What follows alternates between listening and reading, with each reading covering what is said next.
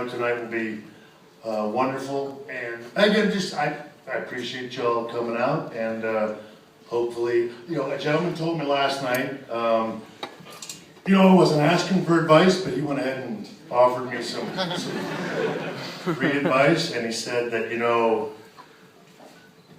a little too real. You're sort of taking the, shine off of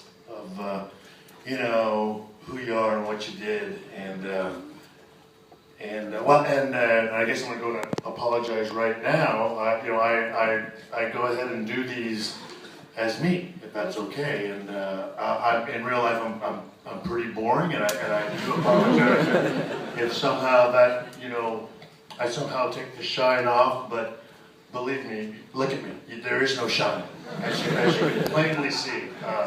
Any shine that I had was due to the WWE and obviously you all. And so I hope we have a fun evening tonight. I'll do my best to answer the questions to the best of my ability, and I'll be honest, the ones I don't want to answer, I won't answer. But I'll be honest about that, and we'll go from there. And again, if any shine is taken off, I do sincerely apologize.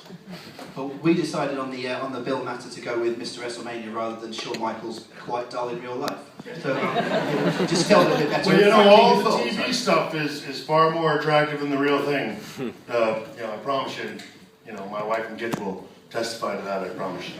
Well, I'll tell you all now, because I had to tell Shawn this last night. Sometimes he doesn't realise who he is. He forgets he's actually Shawn Michaels. He was talking about wanting to be in the mid-card and stuff last night. But you're Shawn Michaels. You can't just assume that. But I was surprised last night at just how down-to-earth you seem, because, let's face it, a few people have talked about you having a pretty big ego back in the 90s, but you've got that in check now.